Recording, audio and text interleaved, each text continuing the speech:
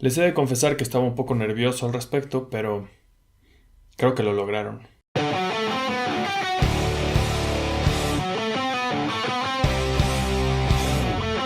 ¿Qué onda? ¿Cómo están? Yo soy Willy, bienvenidos a One Shot Comics y pues esta es mi reseña de Spider-Man Homecoming. Por fin, voy a empezar hablando de los aspectos que me parecieron positivos de la película, después vamos con lo que no me gustó tanto y al final vamos a hablar un poco sobre las referencias que hay de los cómics y otras cosas, easter eggs, referencias, guiños, como le quieran decir. Así que estas primeras dos partes con lo bueno y lo malo los voy a tratar de mantener en general sin spoilers, pero al final sí nos vamos con todos los spoilers. Y pues bueno, empecemos de una vez. Creo que la mejor parte de la película, o bueno, lo mejor de la película es que entienden muy bien a Peter Parker y a Spider-Man. Para empezar, por primera vez vemos a un Peter Parker de 15 años, o bueno, al menos sí le creemos que tiene 15 años y no es un actor de 30 y tantos haciéndose pasar por un chamaco. Esta vez es un tipo como de 20 haciéndose pasar por un chamaco de 15, entonces sí se la compras. Al fin y al cabo así es como empezó todo con Spider-Man. El chiste era que era un superhéroe y también era un adolescente. Peter Parker es en sí un buen tipo. Es algo ñoño, es un poco torpe, las cosas le salen mal casi siempre, pero todo lo hace casi siempre con las mejores intenciones. Al fin y al cabo es un chamaco de 15 años que de repente sí se le dan sus momentos de creerse de más, creerse mucho, y es lo que vimos por ejemplo en su origen en los cómics, cuando empieza a ser un luchador para ganar dinero y impresionar gente y todo ese tipo de cosas. Aquí no vemos tal cual eso, pero sí la actitud, y es a lo que me refiero cuando digo que entienden la esencia del personaje. No vemos las acciones exactamente como ocurren en los cómics, pero sí creo que entienden la actitud en general, el tono, como repito, la esencia la entienden. Algo de lo que más me gusta de esta versión de Spider-Man es que Spider-Man se divierte siendo Spider-Man. No es la cosa más pesada del mundo. Entonces es bastante refrescante ver que se divierte todo el tiempo, ver que se ríe, ver que se cae. Y sobre todo eso también, se cae muchas veces, en sentido figurado y no tan en sentido figurado, por esta cosa que se llama la suerte Parker. Como ya dije, tanto Peter como Spider-Man es un tipo que siempre tiene las mejores intenciones, pero no todo le sale bien. Entonces creo que la película logra balancear muy bien el carisma que le brinda Tom Holland al personaje con esa torpeza y esas cosas que le salen mal. Y creo que esa es mucho la clave del éxito de esta película, ese balance entre Spider-Man tratando de ser un Avenger, porque ni siquiera lo es realmente, tratando de ser un buen estudiante, tratando de ser un buen sobrino, un buen amigo. Entonces está malabareando todas estas cosas como las podría malabarear un niño de 15 años con algunas presiones de algún tipo, pero pues de casualidad le mordió una araña radioactiva y decidió hacer el bien. Otro aspecto clásico de Spider-Man que creo que traducen muy bien en la película es el reparto. Vaya, toda la gente que está alrededor del protagonista. Empezando por los amigos de Peter de la escuela. Todos son versiones un poco diferentes a las clásicas que conocemos de todos estos personajes, pero la gran mayoría siento que están bien desarrollados y tienen un papel que jugar en la película. Para mí destaca Jacob Batalon como Ned Leeds, que es en realidad como una mezcla entre el personaje de Ganke de Ultimate Spider-Man y Ned Leeds.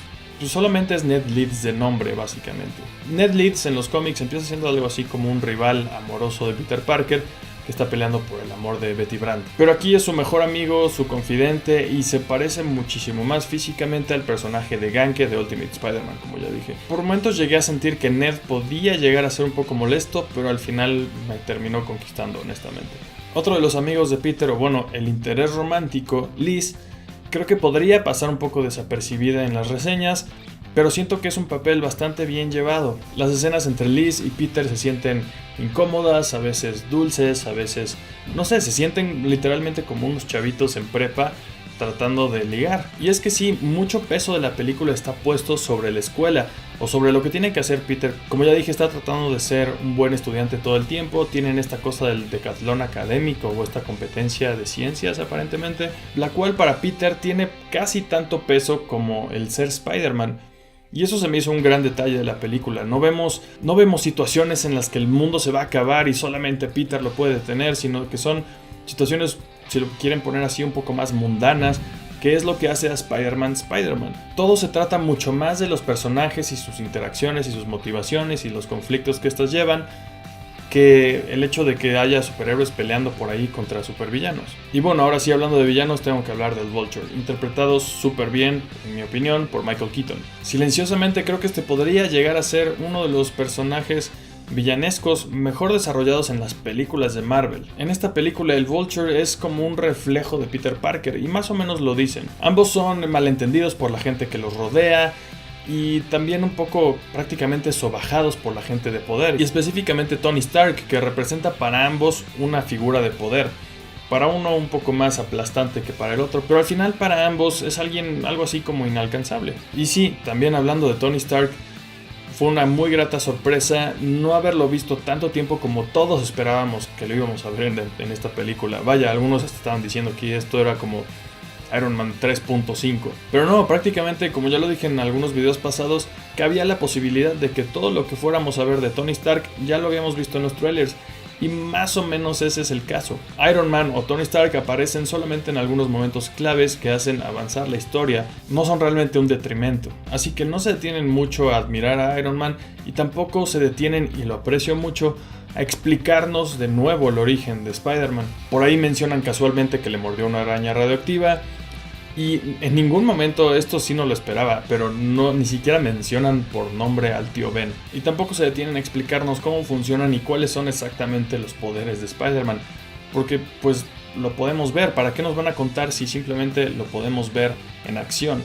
Finalmente creo que es una de las películas del universo cinematográfico de Marvel más chistosas, al menos a mí sí me lo pareció. Me imagino que habrá gente que esperaba otro tono distinto y no sé, le gusta su Spider-Man un poco más oscuro, supongo. Pero para mí, prácticamente todos los chistes y en general el tono de la película le dieron exactamente al clavo. Hubo momentos que de verdad me arrancaron carcajadas y eso no es muy normal conmigo en el cine. Pero bueno, también algunos de los aspectos que ya comenté tienen su lado no tan positivo. El Vulture en general me parece un gran villano y alguien que realmente puedes entender y sabes cuáles son sus motivaciones.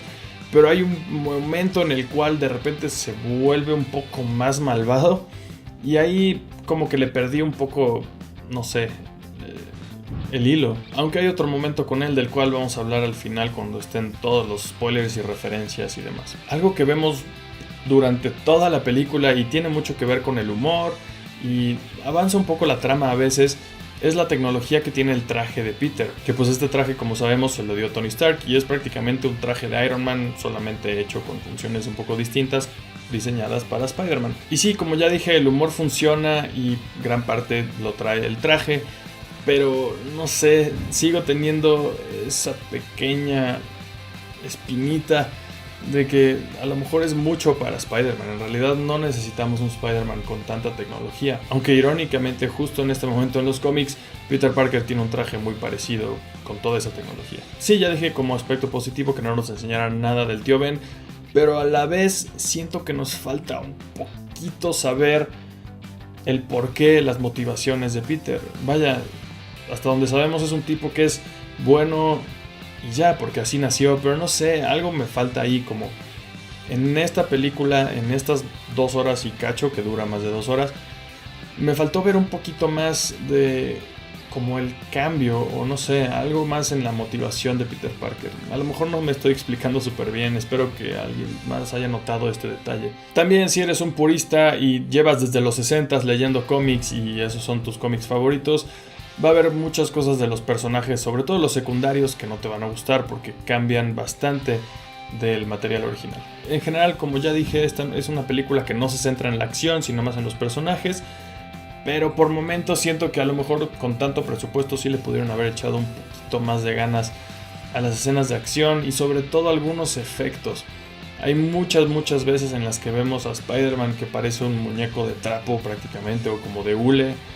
Ese tipo de efectos, ya saben que cuando no están súper bien hechos los efectos a computadora, eso le faltó un poquito. También yo no tuve mucho problema, pero en general la película es mucho más ligera, mucho menos dramática e intensa de lo que normalmente nos presentan tanto los cómics como las películas anteriores de Spider-Man. Prácticamente no tenemos ninguna gran tragedia pasándole a los personajes en la película, no hay muchísima muerte y destrucción.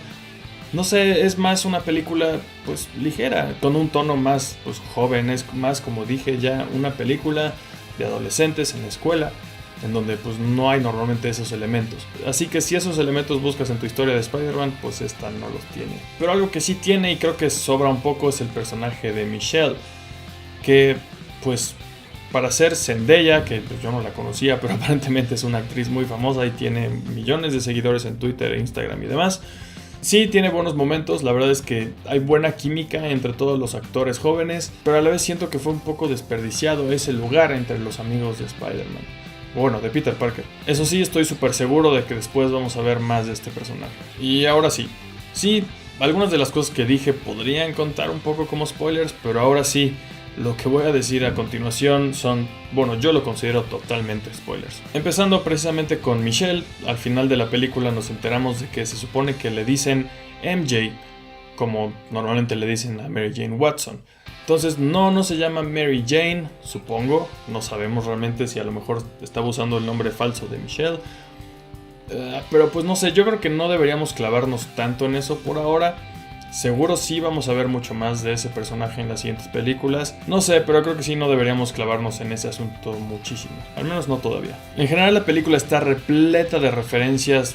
Muchísimas sí a los cómics de Marvel y sobre todo de Spider-Man. Hay muchísimas cosas de Spider-Man viejitas. Pero también hay algunas referencias fílmicas, sobre todo a películas de John Hughes, del cual el director John Watts ya había dicho que estaban basándose muchísimo como para el tono en general. Y sí, vemos un montón de referencias y literalmente vemos una escena de Ferris Bueller. Así que si no se habían enterado de que esta era como una inspiración directamente expresada por el director y se habían encontrado estas referencias en la película, ahora saben por qué son. Otra cosa es que normalmente nos quejamos cuando hay muchos villanos en una película de superhéroes y no estoy seguro cuál sea la cuenta, pero podría ser una de las que tiene más villanos. Tenemos claro a Adrian Toomes o el Vulture, que es el villano principal, pero también tenemos a muchos de sus compinches que en realidad son villanos que existen en los cómics de Spider-Man, sobre todo en los primeros. Primero está Phineas Mason, que es el Tinkerer, que pues es como la mano derecha del Vulture en esta película. Curiosamente ambos villanos debutaron en el mismo número, en Amazing Spider-Man número 2. También tenemos por ahí al Shocker, o bueno, a dos Shockers. También tenemos a Mac Gargan, que pues es un tipo con el que va a hacer tratos el Vulture, pero pues los que sabemos que él es el Scorpion. Y de hecho al final lo vemos como con el brazo enyesado y unas, no sé, clavos puestos que podrían ser como una referencia a una cola de un escorpión, tal vez, algo así. O podría ser solo el hecho de que van a necesitar como tecnología o un traje o una armadura para poder moverse bien después y entonces te va a volver el Scorpion. Segurísimo lo vamos a ver en la siguiente película. Y finalmente tenemos al personaje interpretado por Donald Glover, que desgraciadamente a mí me lo arruinaron antes de ver la película. Pero bueno, en la película nos enteramos de que se llama Aaron Davis. Y los que leemos los cómics de Ultimate Spider-Man, o bueno, cuando inició Miles Morales por lo menos, sabemos que Aaron Davis es el tío de Miles Morales y de hecho es el Prowler del universo Ultimate. Y pues de hecho este tipo, Aaron Davis, menciona que tiene un sobrino. Ese sobrino es Miles Morales. No sé y no creo que vayan a presentarnos a Miles Morales, al menos no pronto.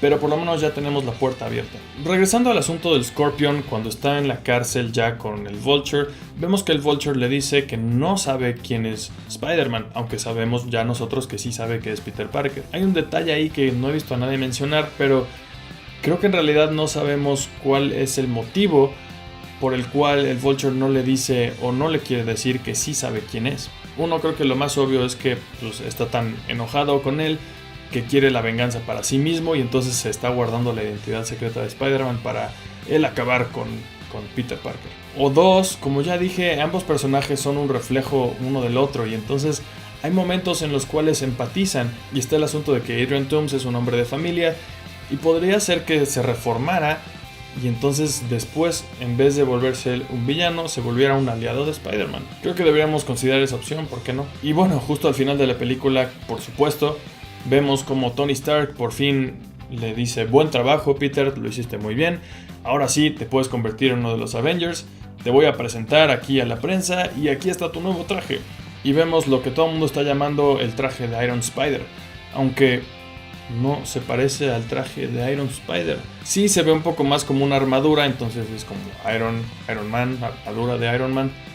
Pero se parece mucho más al traje de Ben Reilly cuando era Spider-Man. En fin, como vimos, Peter rechaza la oferta, rechaza ese traje y le regresan el traje que había estado usando con toda la tecnología. Y es algo que tampoco me gustó y yo estaba seguro de que iba a ser así, pero parece que no. Peter no solamente estaba rechazando simbólicamente el traje de Tony, sino que realmente estaba rechazándolo, junto con la idea de usar toda esa tecnología y volver a sus raíces con su traje hecho en casa, o a lo mejor no un traje hecho en casa, sino que pon tú que sí les regresaba a Tony el traje que había estado usando, pero sin la tecnología y el asistente de voz y todas esas cosas. Yo sí esperaba al final ver a un Spider-Man sin toda esa tecnología y usando solamente los web shooters que él mismo hizo. Pero bueno, parece que no es el caso, ni modo. Parece que la siguiente película en donde vamos a ver a Spider-Man es Infinity War, entonces pues ahí veremos qué traje usa, supongo. En fin, a mí personalmente la película me gustó muchísimo. No la quiero comparar con las otras películas de Spider-Man, ni le quiero dar una calificación, pero como ya dije, para mí es una película que entiende perfectamente la esencia y muchísimos elementos que hacen a Spider-Man, y es algo que aprecio mucho. Y pues salí totalmente satisfecho del cine. Pero bueno, ¿a ustedes qué les pareció? Comparten mi opinión, no la comparten, déjenmelo aquí en los comentarios. Y muchísimas gracias por ver, muchas gracias por suscribirse. Para ver más contenido como este, por favor háganlo. Visiten oneshotcomics.mx, nos encuentran en Twitter, Instagram y Facebook. A mí me encuentran en Instagram y Twitter como Willy Holland. Y ya acabamos. Váyanse a leer cómics de Spider-Man escritos por Stan Lee.